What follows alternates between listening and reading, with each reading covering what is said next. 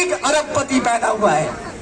हर 30 घंटे में एक अरबपति पैदा हुआ है। यानी हम काम करके सो गए, सुबह उठे तो एक और नया अरबपति आ गया है। हम आपके सामने कुछ सही में सनसनीखेज आंकड़े रखना चाहते हैं, कुछ सही में ऐसे आंकड़े रखना चाहते हैं जो दिल को दहला देती है।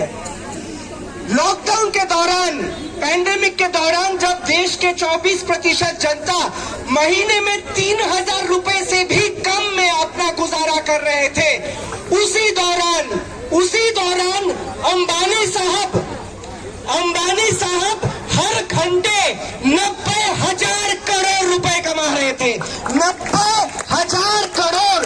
इसमें कितना शून्य लगता है हमको नहीं पता, आपको भी नहीं पता। हर महीने नहीं, हर दिन भी नहीं, हर घंटे 90,000 करोड़ रुपए कमा रहे थे। पिछले 2 साल में जब इस देश के 90,000 करोड़ लोगों के में से आधा लोग हताश होके मतलब नौकरी ढूंढना ही छोड़ दिए हैं, नौकरी ढूंढना बंद कर दिए हैं। इसी 2 साल में अडानी जी की संपत्ति 12 गुना बढ़ के आज के दिन पे 9.5 लाख करोड़ है।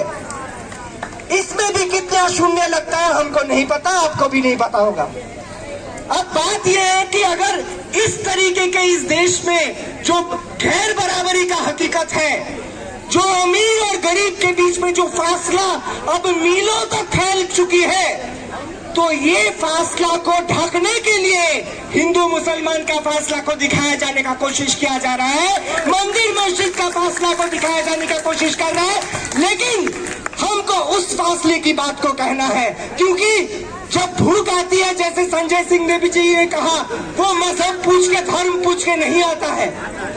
तो इसीलिए हमारा कहना है कि पहली बात तो ये है, जो अरबों खरबों में लोग कमा रहे हैं, हम दिन में काम करते हैं, सोते हैं, 30 घंटे बीत जाते हैं, और इस हर 30 घंटे में पिछले इस लॉकडाउन के दौरान, इस पैंडेमिक के दौरान, इस कोरोना काल में हर 30 घंटे में एक अरबपति पैदा हुआ है। हर 30 घंटे में एक अरबपति पैदा हुआ है। यानी हम काम करके सो गए, सुबह उठे तो एक और नया अरबपति आ गया है। इस देश में अरबपतियों का संख्या 102 से 142 हो गया है इस कोरोना काल में। तो हम पहली बात तो ये है कि अगर ये जो अमीर है ये कमा रहे हैं, क्या ये अपने मेहनत से कमा रहे हैं, क्या ये अपने बुद्धि से कमा रहे हैं, ये लूट के कमा रहे हैं, ये हम सबको लूट के कमा रहे हैं, और यही हकीकत है। और इस लूट में कौन इसके साथ खड़े हैं? ये जो लूट रहे हैं इसके साथ सरकार खड़ी है।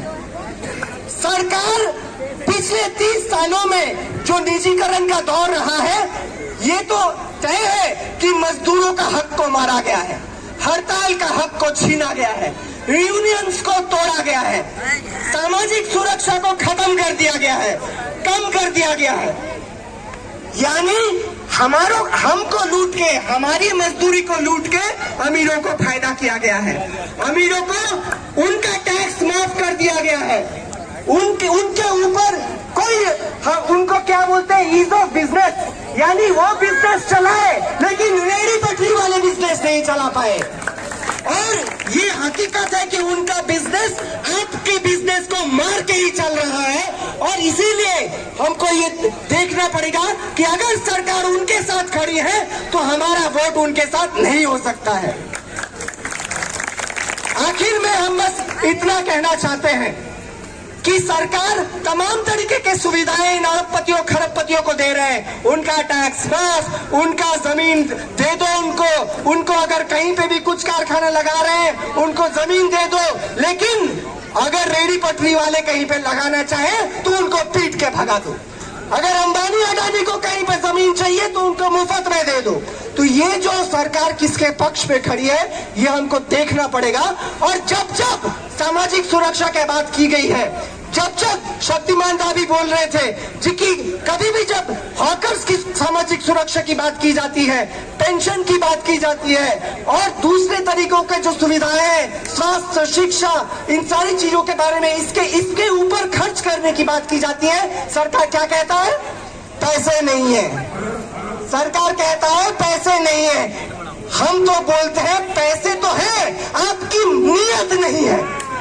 आपकी नीयत को पटरी पे लाना पड़ेगा और ये काम हम कर सकते हैं, उनके नीयत को पटरी पे ला सकते हैं।